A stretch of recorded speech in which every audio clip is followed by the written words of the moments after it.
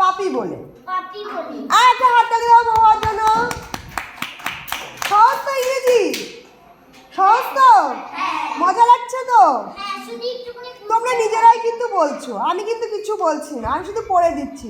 তাহলে আমরা কুকুরের বাচ্চাকে ডাকি পাপি বলে। বলে না পাপি আছে আমাদের বাড়িতে, ভিডিওতে দেখায় না পাপি ডগ? পাপি ডগ না, ডগের বাচ্চাকে একটু আগে আমরা বললাম না যে সব পশুদের ছোটবেলায় আলাদা আলাদা নাম থাকে। যখন ছোট থাকে তাদেরকে পাপি বলা হয়, বড় হলে ডগ হয়ে যায়। বুঝতে পেরেছো? সবার দুটো নাম থাকে কিন্তু।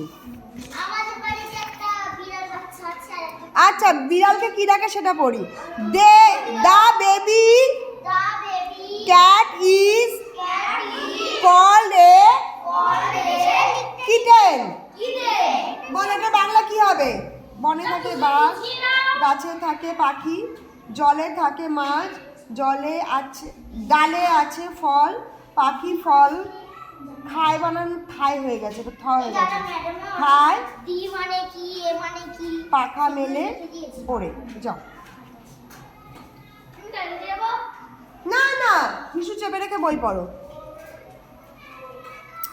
তাহলে দা বেবি ক্যাট মানে ছোট, বেবি মানে কি?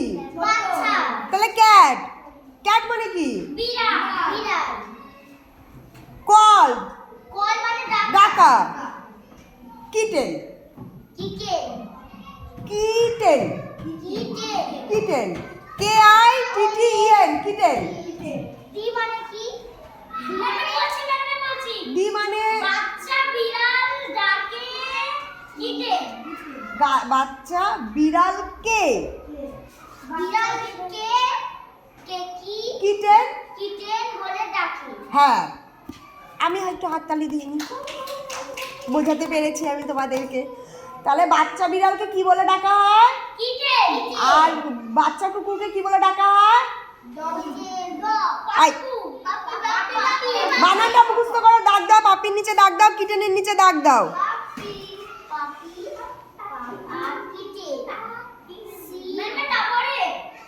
এ কাপ, কাপ CA হ্যাঁ কিটেন। এই যেগুলো দাগ দিয়েছি কানে মারিস না, কানে তারপর কিছুই শুনতে পাবে না। তারপরে দেখো কাপ CALF, এল এর উচ্চারণটা হবে না, শুধু CAF বলবো। কাপ এলটা আছে তো, তা ক্লাব হয় তো, কিন্তু এলটা আমরা উচ্চারণ করবো না, কাপ বলবো। কি বলবো? হ্যাঁ, কিন্তু লেখার সময় কিন্তু আমরা এল লিখবো। বানানটা ভালো করে দেখো। এবার বলছে a calf is the baby of a cow. তাহলে কি দাঁড়ালো? এ কাপ মানে একটা কাপ, ইজ মানে কি? হয়। ইজের বাংলা কি? হয়। ইজের বাংলা হয়। দা বেবি মানে এই বেবি, এই বেবি। অফ মানে হচ্ছে এর। ধরো যার আগে অফ লেখা থাকবে তাকে বলা হচ্ছে। তা কার আগে এফ লেখা রয়েছে, অফ লেখা আছে? এর পরে কে আছে? এ তো কোনো প্রাণী না, কোন প্রাণীর আগে লেখা আছে? প্রাণীটার নাম কি? হ্যাঁ, তাহলে গরু, অফ লেখা রয়েছে তার মানে গরু। তাহলে কাফ হয় বাচ্চা গরু, গরুর বাচ্চাকে কাপ বলা হয়। ইংরেজিতে লেখাটা না আমরা বাংলায় যেভাবে বলি ইংরেজিতে সেভাবে বলা হয় না। ইংরেজিতে আমরা বাংলায় কি বলি? আমার নাম মহুয়া, এইটা বলি তো।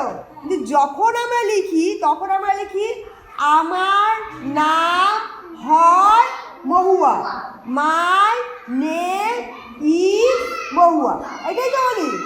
ইংরেজিতে এইভাবে লিখতে হয় কিন্তু, বুঝতে পেরেছো? ওই যে আগের দিনকে আমরা পড়ছিলাম না, ইজ অন, এগুলোকে ভার্ব বলে, নাউন বলে, প্রিপোজিশন বলে। ওই যে উইন্সটা আছে না, উইন্সটা পড়লে তোমরা ইংরেজিটা শিখতে পারবে। উইন্সটা যদি ভালোভাবে পড়ো তাহলে ইজ, কোথাও কথা বলতে গেলে যদি ইংরেজি কথা বলো, তোমাকে ওইগুলো ঠিকঠাক জায়গায় না বসালে কিন্তু পারবে না। একটা পেন টেবিলের উপরে আছে, সেটা যখন আমি বলবো তাহলে কি বলবো? On the table. The pen, না না, কথাটা আগে বাংলা সাজাও। একটা পেন আছে টেবিলের উপরে, তাহলে একটা পেন ইংরেজি কি আছে? একটা পেন বলতে কি বুঝবো, কি বলবো? আমি দা পেনও বলতে পারি, এ পেনও বলতে পারি, দা পেনও বলতে পারি, এ পেনও বলতে পারি। তাহলে কি বললাম? একটা পেন ইংরেজি বলো।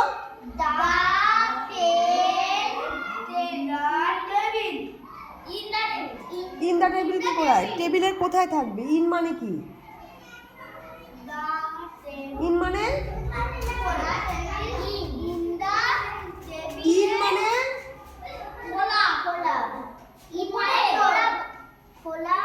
কার ইন বলা হয় না?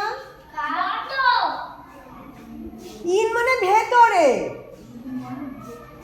তোমরা একদিনও যদি আমার ক্লাসটা একটু না মনে রাখো তাহলে আমি আগাবো কি করে বলো? আগে দিন তোমাদেরকে বললাম না, ইন মানে ভেতরে, অন মানে উপরে। তা তুমি বাড়ি থেকে একটু দেখবে না বইটা খুলে?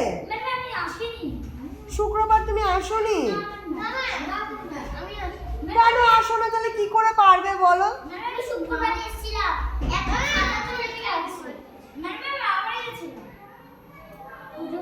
ইন্দা মামা বাড়ি গেছিল, ও পড়াশুনো ইন্দা মামা বাড়ি করে এসছে। তা আমি কি করে শেখাবো বলো? ইন মানে কি?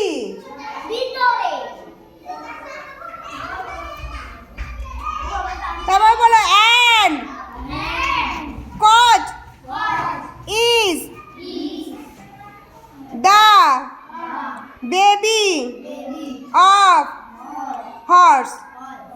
তাহলে কি দাঁড়ালো? অ্যান্ড মানে এবং, অ্যান্ড মানে এবং। একটা কট মানে ঘোড়ার বাচ্চাকে কট বলা হয়। এলটা উচ্চারণ হবে না, COLT লিখবো কিন্তু উচ্চারণ করবো COT। COT কট বলবো না, COLT। মাথার মধ্যে এলটাকে রাখবো, উচ্চারণ করার সময় শুধু ট উচ্চারণ করবো। এটা ইংরেজদের ভাষা। কট, কট, জিভটাকে উল্টে উচ্চারণ করতে হয়, ওর জন্য এল দেওয়া আছে, কট। হ্যাঁ, তাহলে ঘোড়ার বেবিকে কি বলা হয়? কট। ঘোড়ার বেবিকে বলা হয় কট।